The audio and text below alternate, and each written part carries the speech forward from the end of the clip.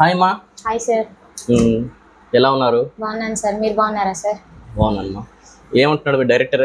ఆయన ఏముంది sir, editing dubbings అన్ని చూసుకుంటూ బిజీ కింద మీద పడుతున్నాడు అనమాట, కష్టజీవి పాపం. అవును సార్. ఏంటి ఇప్పుడు సడన్ గా? టీజర్ రిలీజ్ అయింది కదా సార్, మౌనం మధురం.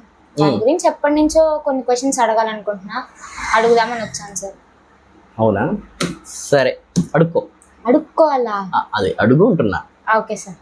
సార్ ఇప్పుడు మీరు మౌనం మధురం చేశారు కదా సార్, మీకు ఎలా అనిపించింది? అంటే కథ గణేష్ నాకు స్టోరీ ఫస్టే చెప్పాడు. సో ప్రతి ఫ్రేమ్ ప్రతి డైలాగ్ చాలా మెలోడియస్ గా అనిపించింది అనమాట. నిజంగా ఇది గణేష్ మార్క్ కాదు యాక్చువల్లీ. సో తను కష్టపడి ఇదంతా చేసినందుకు ఒక జోనర్ మార్చి, ఇప్పుడు వైలెన్స్, మాస్, ఫైట్స్ ఇవన్నీ ఉంటాయి గణేష్ నుంచి వస్తున్న ప్రోడక్ట్ అంటే.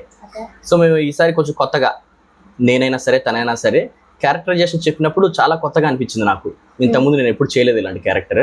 చాలా కూల్గా మెలోడియస్గా ఉంటుందన్నమాట. అంతే మెలోడియస్గానే వెబ్ సిరీస్ మొత్తం వస్తుంది. సో తప్పకుండా నచ్చుతుంది. టీజర్ గురించి అన్నారు. టీజర్ రిలీజ్ అయిన వెంటనే చాలా కాల్స్, మెసేజెస్ వచ్చాయి నాకు, ఎప్పుడు లేనంతగా పాజిటివ్ వైబ్స్. అందుకు కొత్తగా ఉందన్న, చాలా కూల్గా ఉంది మ్యూజిక్ కానీ కాన్సెప్ట్ కానీ. సో మరి ఏంటి, ఇద్దరు ముగ్గురు ఉన్నారు హీరోయిన్స్ లాగా, ఏంటి డౌట్ అందరికీ వచ్చింది. సో అదే అన్నమాట ట్విస్ట్. ఎవరు హీరోయిన్, ఎవరు లీడ్, ఎవరిది ఏంటి క్యారెక్టర్ అనేది మనం మన మౌనం మధురం వెబ్ సిరీస్లోనే చూడాలి. సో టీజర్ చూసి మమ్మల్ని ఎంకరేజ్ చేసినందుకు అందరికీ, మన ఫ్రెండ్స్ అండ్ ఫ్యామిలీ అందరికీ, మన వెల్ విషర్స్ అందరికీ చాలా చాలా thank you so much. Audience అందరికీ సో ఇంతే పాజిటివ్గా మనకు రివ్యూస్ ఇస్తూ మనల్ని ఎంకరేజ్ చేస్తున్నారు. అదేవిధంగా వెబ్ సిరీస్ స్టార్ట్ అయిన తర్వాత అది చూసి వాళ్ళు చాలా హ్యాపీగా ఫీల్ అవుతారు, కొత్తగా ఫీల్ అవుతారు. మీరు ఇప్పుడు ప్రొఫెషనల్ గా బిజీగా ఉంటారు, యాక్టింగ్ అంటే మీకు ప్యాషన్ కదా, రెండు ఎలా బ్యాలెన్స్ చేస్తున్నారు సార్? ఇప్పుడు ప్రొఫెషనల్గా బిజీగా ఉంటాను, బట్ మీరు చెప్పారు కదా యాక్టింగ్ అంటే ప్యాషన్ కదా అని చెప్పి. ఎస్, నాకు యాక్టింగ్ అంటే ప్యాషన్. సో రెండింటిని మేనేజ్ చేస్తున్నాను. కానీ ఇక్కడ నాకు దొరికిన టీమ్ ఏదైతే ఉందో, ముందు ప్రీ ప్లాన్డ్గా లొకేషన్స్ కానీ, స్టోరీ కానీ, ఆర్టిస్టులు కానీ, దానికి కావాల్సిన ప్రొడక్షన్కి కావాల్సిన ఎక్విప్మెంట్స్ కానీ, అదంతా ప్రీ ప్లాన్డ్గా ఉంటాయి అన్నమాట. సో వెంటనే చూసుకొని అక్కడక్కడ వెతుక్కోవడం ఉండదు. ప్రీ ప్లాన్డ్గా ఎక్విప్మెంట్ తీసుకొని ఈరోజు సీన్ ఏంటి, డైలాగ్స్ ఏంటి ముందే ప్రాక్టీస్ చేసుకొని, సో లొకేషన్స్ కూడా ముందే ప్రిపేర్ చేసుకొని మేము వెళ్తాం అన్నమాట. అప్పుడేమవుతుందంటే ఒక 1 డే లీజర్ తీసుకొని, ఏముందండి మార్నింగ్ 8 o'clock నుంచి ఈవినింగ్ 6 వరకు ఒక ఆ లీజర్ టైం చూసుకొని, ఏదైతే సీన్స్ ఉన్నాయో, డైలాగ్స్ ఉన్నాయో అవన్నీ మేము ముందుగానే ప్రాక్టీస్ చేసుకుంటాం, వర్క్షాప్ చేసుకుంటాము. ఆటోమేటిక్గా మీకు తెలిసిందే లొకేషన్స్ గణేష్ ఎలా చూస్తారు, ఎక్కడెక్కడ చూస్తారు అదని. సో పక్కాగా అలా ప్లాన్ చేసుకుని దిగుతాం కాబట్టి మనకు 1 day 2 days షూట్ చేసుకొని వెంటనే ఇంకో 2 days గ్యాప్ తీసుకొని మళ్ళీ వెంటనే 2 days అలా షూట్ చేసుకుంటూ వెళ్తున్నాను. సో ప్రొఫెషనల్కి డిస్టర్బ్ కాకుండా నా ప్యాషన్ని మెయింటైన్ చేస్తున్నాను. సో దీనికంతా కారణం ఏంటంటే ప్రీ ప్లాన్ అన్నమాట. సో ముందుగా ప్రాక్టీస్ చేసుకుంటే 2 or 3 takesలో అయినా సరే మనం డైలాగ్స్ చెప్పేసుకోవచ్చు, సీన్స్ వచ్చేస్తాయి. సో ప్రాక్టీస్ చేసుకోకుండా, లొకేషన్స్ ఎక్కడ అని చూసుకోకుండా చేసుకోవడం వల్ల మనకు చాలా ఇబ్బందులు వస్తాయి. మీకు కూడా తెలుసు, మీరు అసిస్టెంట్ డైరెక్టర్గా చేశారు దీంట్లో, చాలా గ్రేట్ యాక్చువల్గా. సో బయట ఉన్న పరిస్థితులను చూసుకొని ఒక అమ్మాయిగా ఎలానో ఏంటో, ఎలా ఉంటుందో పరిస్థితులు అని మీకు తెలుసు. సో మా టీం మీద, మా ప్రొడక్షన్ మీద నమ్మకంతో చేసినందుకు మీకు కూడా చాలా చాలా థ్యాంక్స్. మీ పేరెంట్స్కి కూడా. సార్ ఇప్పుడు సెట్లో మీరు షూట్స్ చేస్తూ ఉంటారు కదా, ఒక సీన్కి ఎన్ని టేకులు తీసుకున్నారు సార్? ఏదైనా ఒక సీన్కి? నేనా? ఎస్ సార్, మీరే. ఎన్ని టేక్స్ అంటే ఇందాకే చెప్పాను, ప్రాక్టీస్. ఆల్రెడీ స్క్రిప్ట్ మాకు ఇచ్చాడు, ఏ డైలాగ్స్ ఏంటని. సో ఇంకొకటి ఏంటంటే, ఈ డైలాగ్కి యాజ్ ఏ ఆర్టిస్ట్గా ఈ వేరియేషన్లో చెప్తే బాగుంటుందని నా ఉద్దేశము. సో నా వేరియేషన్లో నేను చెప్పినప్పుడు అదే గణేష్ గారు, మన డైరెక్టర్ గారు ఆల్మోస్ట్ ఓకే అనేస్తారనమాట. ఎందుకంటే నాకు సీన్ చెప్పారు, నా థీమ్ ఏంటి, యాక్టింగ్ థీమ్ ఏంటి అని చెప్పేశారు కాబట్టి దాని ప్రకారమే వస్తుంది. ఎక్కడైనా అలా కాదు సార్, కొద్దిగా మనము డైలాగ్ అంత హెవీగా రాకూడదు, కొద్దిగా స్లోగా. ఎందుకంటే క్యూట్ అండ్ మెలోడియస్ అన్నారు, లవ్ ఎమోషన్ అన్నారు. సో నాకేంటంటే కొద్దిగా యాక్టివ్గా చెప్పడం అలవాటు డైలాగ్స్. సో మెథడ్ యాక్టింగ్ అలాంటి టైప్లో చెప్పమని చెప్పారనమాట. అలాంటివి వచ్చినప్పుడు చిన్న చిన్న ఇష్యూస్ వల్ల మనము second take or third take. ఎందుకంటే డైరెక్టర్ గారికి నాకి మంచి ర్యాప్ ఉంది కాబట్టి ఆయనకేం కావాలో నేను చేసేస్తాను, నాకేం కావాలో ఆయన చేసేస్తాడు కాబట్టి పెద్ద ఇబ్బంది ఏం రాలేదు. 2 or 3 takes అంతే. ఓకే సార్, చాలా బాగా చెప్పారు. సెకండ్ క్వశ్చన్ అడుగుతాను. ఓకే. మీ క్యారెక్టర్కి వాట్సాప్లో ఒక స్టేటస్ పెట్టాలంటే ఏమని పెడతారు? నా క్యారెక్టర్ కంటే పర్సనలా ప్రొఫెషనలా? Professional sir. ప్రొఫెషనల్ అంటే అతను చాలా matured, cool and love, emotional అనమాట. చాలా ఎమోషనల్ తను యాక్చువల్లీ. సో ఇదంతా ఇంకా చాలా డీటెయిల్స్ చెప్పడం కన్నా మౌనం మధురంలో చూస్తే బాగుంటుంది. సో ఫర్దర్గా డెఫినెట్లీ త్వరలో మీ ముందుకు రావడానికి వస్తున్నాం అనమాట. కొద్దిగా లేట్ ఎందుకు అవుతుందంటే కొద్ది క్వాలిటీగా రావాలని, డబ్బింగ్ కానీ మీరు చూసినప్పుడు ఆ హ్యాపీనెస్ అనేది కనిపించాలి ఏదో ఒకటి. కాకపోతే కొద్దిగా క్వాలిటీ అనేది కొద్దిగా మనకు అటు ఇటుగా ఉంటుంది.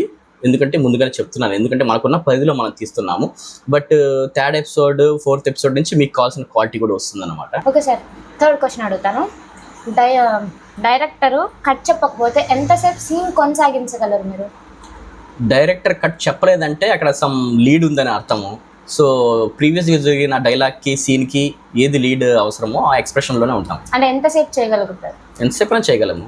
డ్రామా చేయాలి. అంత ఒక డైలాగ్ అయిన తర్వాత డైరెక్టర్ వెయిట్ చేస్తున్నాడు అంటే తనకి ఏదో కావాల్సింది తీసుకుంటున్నాడు అర్థము. 2-3 minutes కూడా చేయొచ్చు, ఇబ్బంది ఏం లేదు. కొన్ని ఎమోషన్ సీన్స్ బ్రేకప్ అయింది అనుకోండి, దాని గురించి ఎమోషన్ అవ్వాలి, ఒక 2 minutes 3 minutes తీసుకోవాల్సిన పరిస్థితి కూడా ఉంటుంది. అలాంటప్పుడు చెప్తారు కదా డైలాగ్ ముందే చెప్తారు, యాక్టింగ్ పార్ట్ ముందే చెప్తారు. కాబట్టి డైరెక్టర్ సడన్గా కట్ చెప్పకుండా ఉండరు అన్నమాట. ముందే చెప్పి నేను కట్ చెప్పనండి, మీరు మూడ్ స్వింగ్లోనే ఉండనని చెప్తారు. దాని ప్రకారమే ఉంటాం. ఈ సిరీస్లో మీ పాత్రను ఒక ఇమోస్తో చెప్పాలంటే ఏం మోస్తో చెప్తారు సార్? ఇమోజీనా అంటే మీరు సెల్ఫీలు తీసుకుంటూ అని పెట్టుకుంటారు, అలాంటిదే. ఈ పాత్రకి ఎలాంటి ఇమోజీ పెట్టచ్చు అంటే అది ఇలా వస్తుంది కదా, స్మైలీ ఇమోజీ, హ్యాండ్స్ ఇలా వచ్చి ఇలా ఉంటుంది కదా. సో ఏం జరిగినా మన మంచికే, ఏం జరగకపోయినా మన మంచికే అన్నట్టు క్యారెక్టర్ ఉంటుంది. కాబట్టి ఆ ఎమోజీ అయితే కరెక్ట్గా ఉంటుంది. Okay, nice. షూటింగ్ టైంలో జరిగిన ఫన్నీయెస్ట్ మూమెంట్ ఏది సార్? షూటింగ్ టైంలో జరిగిన ఫన్నీయెస్ట్ మూమెంట్, మిస్టేక్ కానీ? ఫన్నీయెస్ట్ మూమెంట్ అంటే యాక్చువల్గా అందరి దగ్గర జరుగుతుందేమో అది. ఫస్ట్ సెకండ్ డే షూట్ జరిగినప్పుడు ఒక కాస్ట్యూమ్ వేసుకొని కంటిన్యూస్గా ఆఫీస్లో అదే సీన్ తీసామన్నమాట. సో సీన్ అయిపోయింది సార్, ఇంకా నెక్స్ట్ ఫ్రెష్ కాస్ట్యూమ్స్ ఉంటాయి రేపటి నుంచి అనగానే నేను అది వాషింగ్కి వేసేసాను. మరుసటి రోజు వస్తూనే అన్న దీంట్లో చిన్న ప్యాచ్ వర్క్ తీసేద్దామా అంటే, ఎక్కడ ఉంది షర్ట్ ఉతకడానికి వేసాం కదా. సో దాని తర్వాత అది అలాగే కంటిన్యూ అవుతూ వచ్చింది. మిగతా సీన్స్ అన్ని తీసుకుంటూ రీసెంట్గా షర్ట్ ఇచ్చిన తర్వాత ప్యాచ్ వర్క్ చేసామన్నమాట. Okay sir. సార్ మీ పాత్ర నిత్య జీవితంలో మీ ఫ్రెండ్ అయితే మొదటిగా ఏ సలహా ఇస్తారు సార్? అంటే ఇతను నా నిత్య జీవితంలో ఫ్రెండ్గా వస్తే, అవును సార్, కాబట్టి ఎవరి మనసులో ఏముందో తెలుసుకోకుండా జీవితాంతం వాళ్ళ కోసం వెయిట్ చేయొద్దు అని చెప్తా. Nice sir.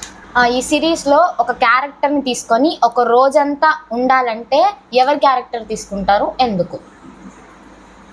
సిరీస్లో నా క్యారెక్టర్ నాకు బాగా నచ్చింది మేడం. ఎందుకు సార్?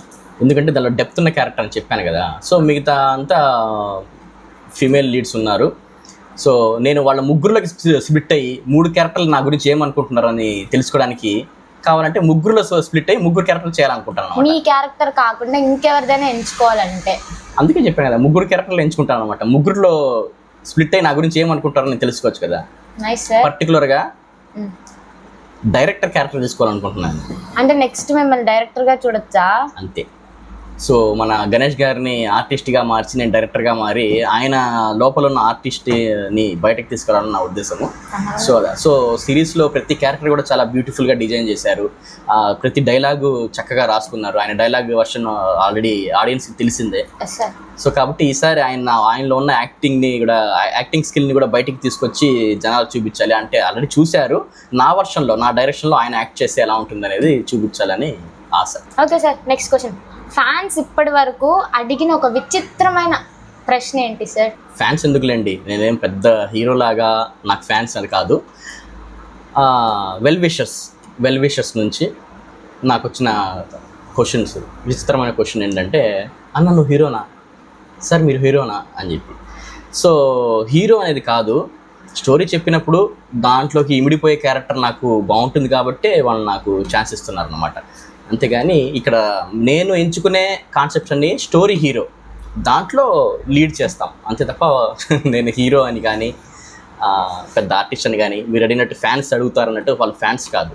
నేను పెద్ద స్టార్ కాదు కాబట్టి ఫ్యాన్స్ అనడం కరెక్ట్ కాదు. మా వెల్ విషర్స్ అడిగిన క్వశ్చన్ అన్న నువ్వు హీరోగా చేస్తున్నావా అని. వాళ్ళు కుతూహలంతో అడుగుతున్నారా, డౌట్గా అడుగుతున్నారా, వీడి హీరో ఏంట్రా అని అడుగుతున్నారా అనేది క్వశ్చన్ కాదు. నేను చెప్పినప్పుడు నేను హీరో ఎన్నో షార్ట్ ఫిల్మ్స్ మూవీస్ చేశాను, లీడ్స్లో చేశాను. నేను ఎప్పుడు కూడా దీంట్లో నేను హీరోగా చేస్తున్నాను ఎవరికి చెప్పలేదు అనమాట. ఓకే సార్, ఇప్పుడు లాస్ట్ క్వశ్చన్. స్క్రిప్ట్లో లేని డైలాగ్స్ ఉంటాయి కదా, మీరు ఏమైనా యాడ్ చేశారా?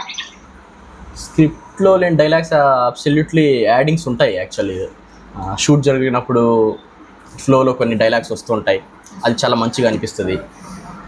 సో తర్వాత యాక్టివిటీని బట్టి ఆఫీస్ సీన్లో కానీ అక్కడ కానీ కొన్ని సీన్స్ కూడా మనము యాడ్ చేసాం, కొన్ని యాడ్ చేసాం. అది క్యాజువల్గా జరుగుతుంటాయి. స్పాంటేనియస్గా వచ్చిన డైలాగ్స్ కానీ ఆ సీన్ రికవరీ కోసం కానీ సో యాడింగ్ జరుగుతుంటాయి. సో నాన్ సింక్లో అయితే ఏముండదు. ఇంకా అది బాగా వస్తుంది అనుకున్నప్పుడు డైలాగ్స్ కానీ సీన్స్ కానీ మళ్ళీ యాడ్ చేస్తూ ఉంటాం. అప్పుడు డైరెక్టర్ గారు ఏమనలేదా? డైరెక్టర్ గారు మేము డిస్కస్ చేసుకునే చేస్తాం. అదే టీం వర్క్, ఇది ఎవరికి డిస్టర్బ్ కాకుండా డిస్కస్ చేసుకుని చేస్తాం. అరే ఇక్కడ డైలాగ్ యాడ్ చేస్తే బాగుంటుంది, లేదా ఈ డైలాగ్ లేకుండా ఇది ఇలా చెప్తే బాగుంటుంది అనేది చెప్తారు. సో ఇదంతా డైరెక్టర్కి తగ్గట్టు ఆర్టిస్టులకి తగ్గట్టే డైరెక్టర్ ఇక్కడ. సో కాబట్టి అలాంటి డిస్టర్బెన్సెస్ ఏం కాలేదు, మంచిగా వచ్చింది. సో ఈ ఇంటర్వ్యూ వల్ల ఇంకొద్దిగా ఆడియన్స్లోకి వెళ్తాం మనము. నువ్వు చాలా బాగా ప్లాన్ చేసావు, అసిస్టెంట్ డైరెక్టర్ కదా, నైస్. Thank you sir.